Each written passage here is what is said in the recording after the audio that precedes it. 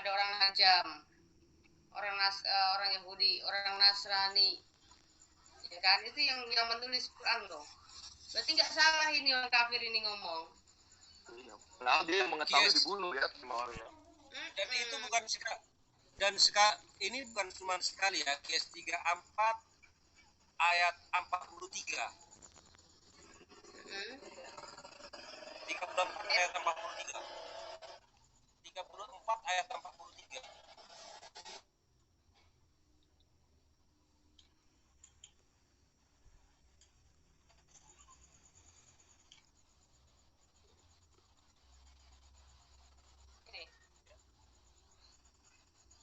Dan apabila dibacakan kepada mereka ayat-ayat kami yang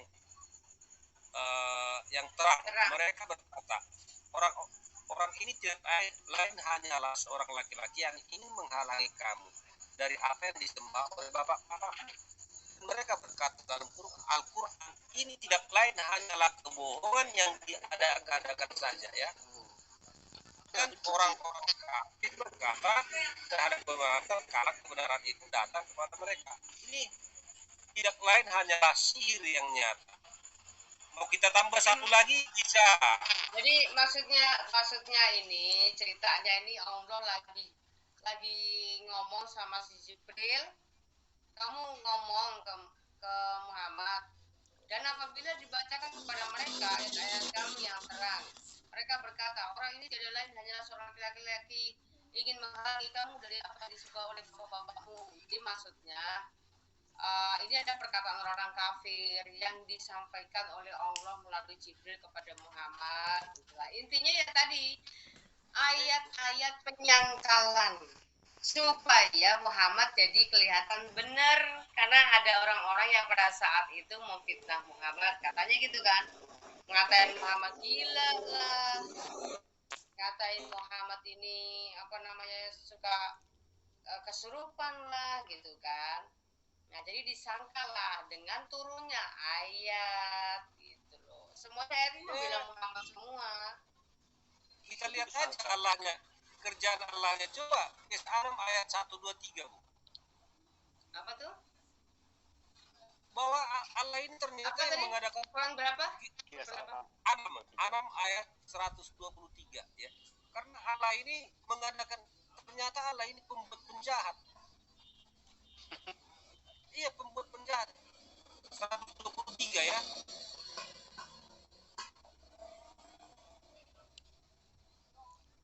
Mungkin mereka ini saudara kita nggak pernah membaca ini, makanya bacakan aja dari sini ya. Dan demikianlah kami ini menuju kepada Allah. Kami adakan tiap-tiap negeri penjahat-penjahat. Nah ini yang menggerakkan penjahat itu siapa? Allah itu kan.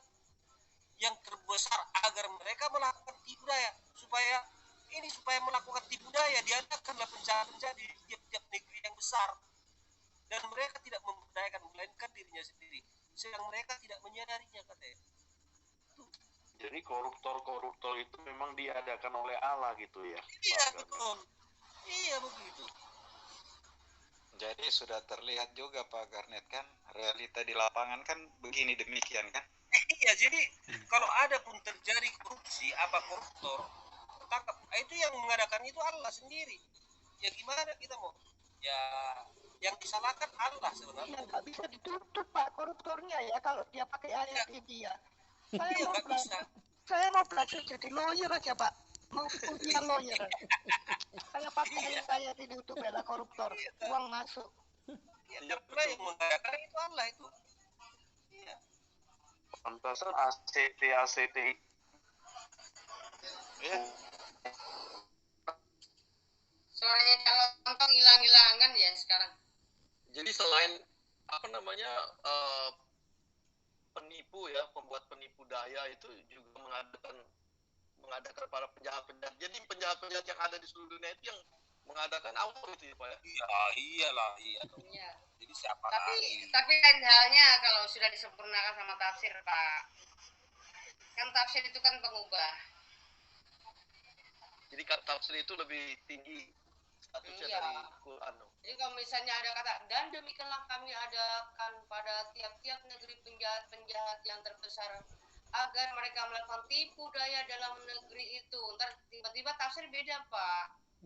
Coba aja nih. Sebagian penduduk Mekah telah sesat, tuh. Nggak Begitu nyambung. Pak tiba-tiba.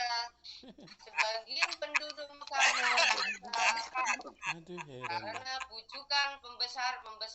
Sorry. Kok Melayu kemana, Rek?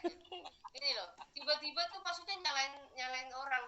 Sebagian penduduk Mekah telah sesat karena bujukan pembesar loh. Tadi yang nipu daya siapa dalam Qurannya? Allah yang menyuruh. Nah, makanya kenapa umat muslim sampai hari ini terutama si kafir itu, si para pendebar itu nggak waras. Mereka ini harus dikasih kencing otak. Nggak pernah nyambung.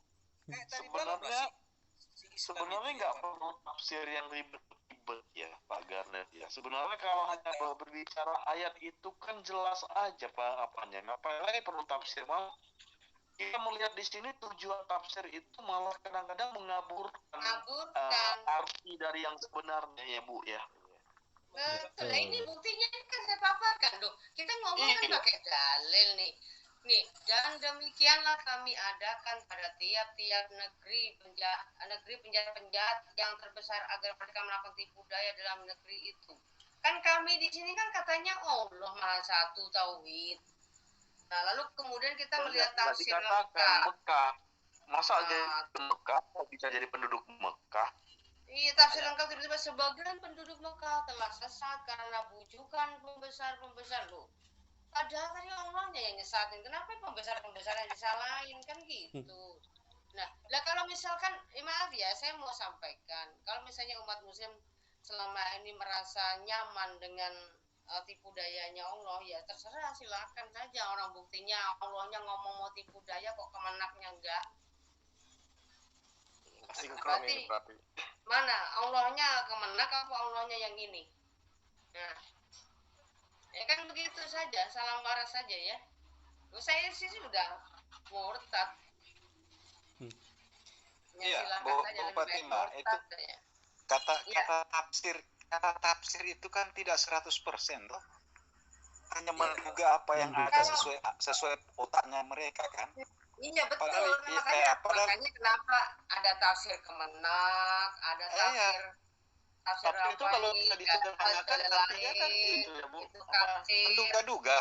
Iya, pendapat lah ya, pendapat yang tidak valid. belum dijamin kebenarannya.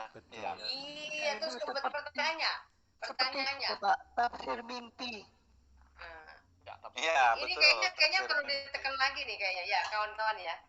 Ini kayaknya perlu ditekankan lagi ya. Ini perlu dibahas lagi. Kaminya K besar loh itu Bu. Kenapa? Kaminya K besar loh itu ya. Nanti dikira ngarang-ngarang kita. Lagi pula mereka kan mau masalah kaminya hurufnya besar kayak kecil kayak orang ngomongnya aku juga nggak menerapkan Allahnya Pak. Allahnya aja mereka karena pakai huruf kecil Pak, nggak ngaruh Pak. Allah huruf besar huruf kecil mereka nggak itu. Dalam penerjemahannya mereka nggak memperhatikan mengenai tentang tata huruf atau tata bahasa atau tata kata, kurang.